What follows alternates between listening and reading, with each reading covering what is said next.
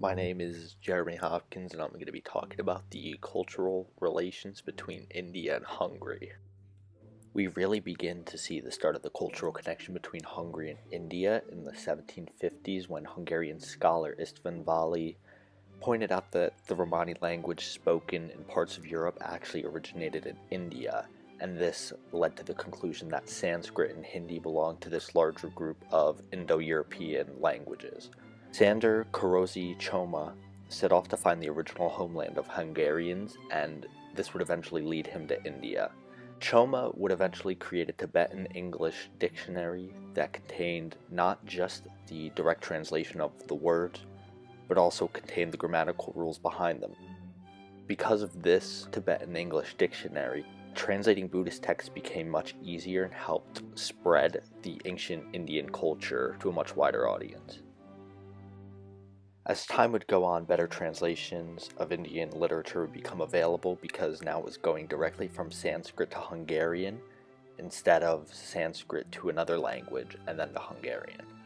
So by 1873, the Indo-European Language Institute is created at Pázmány Péter University in Hungary, and this really institutionalized the teaching of Sanskrit in Hungary. As time went on, it would lose a little bit of traction in terms of a formal teaching setting, but then in 1956, János Armada brought Sanskrit back to universities, and Eötvös Loránd University began to actually teach Sanskrit as a base language on its own. They taught Sanskritology and would later on teach Indology. So now we're going to be moving on to artistic ties, and we will be talking about more than just these three. But for right now, we have Augustin Schaft, Rabindranath Tagore, and Amrita Shergill.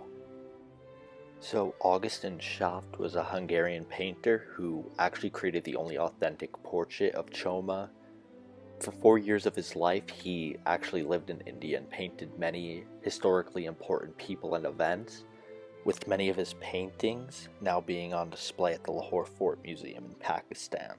So these two paintings that you see here are depicting Maharaja Ranjit Singh, who is the former ruler of Lahore.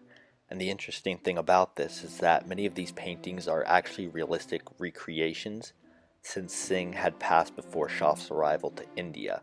So instead he used the historical record and word of mouth from people who knew him to get a better idea of what Maharaja Ranjit Singh was really like. Rabindranath Tagore was an Indian poet in the 19th and 20th centuries, and in 1926 he went on a journey through Europe, and about 6 months in he ended up in Hungary. When he arrived, he was upset by the fact that Hungary had lost pieces of its land to different nations because he was an advocate for true freedom with India and throughout the world.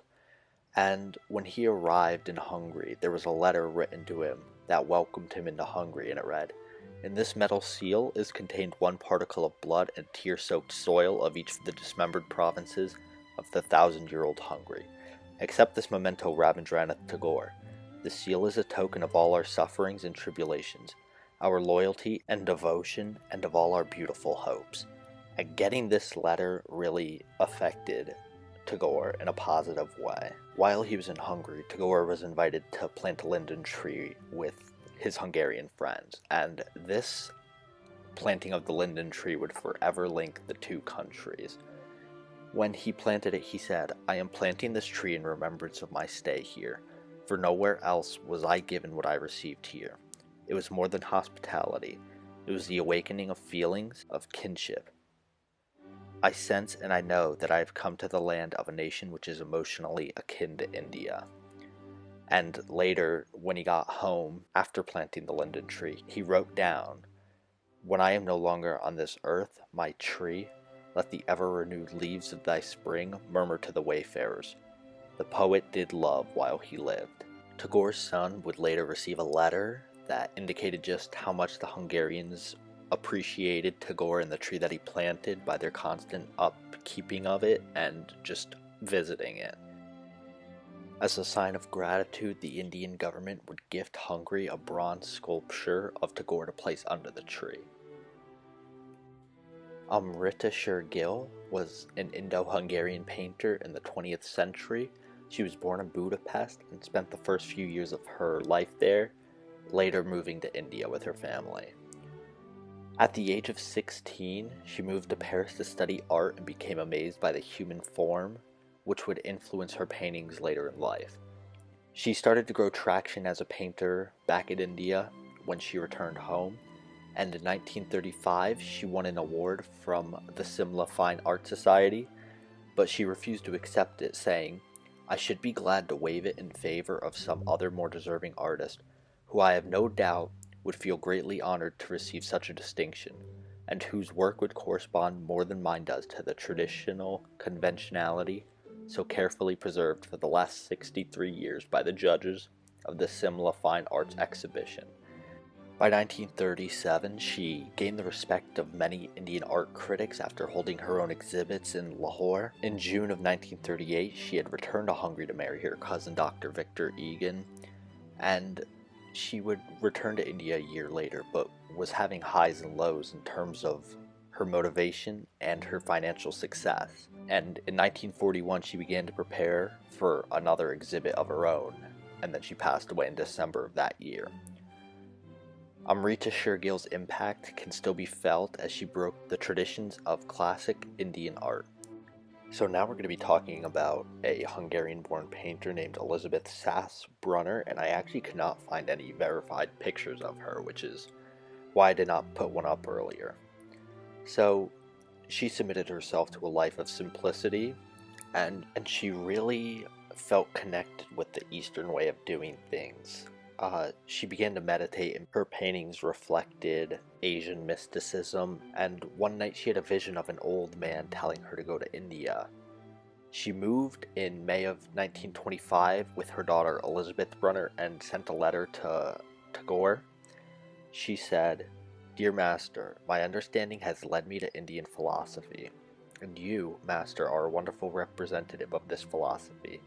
Unconsciously, I have felt for a long time that I belong here. This winter, however, I sense such a strong call that, urged by some inner compulsion, you may help us to merge with the majestic beauties of India's ancient soil, and to paint the most exquisite spiritual pictures. I am on my way."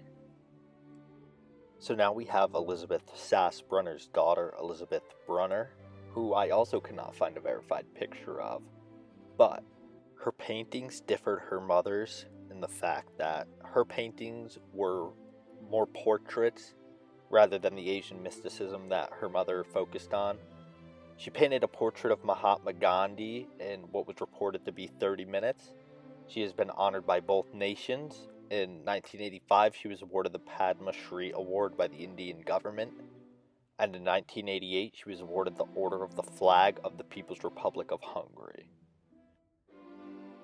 The relationship between India and Hungary is something that is extremely important in terms of cultural history. They went beyond the political relationship and seek to really understand one another.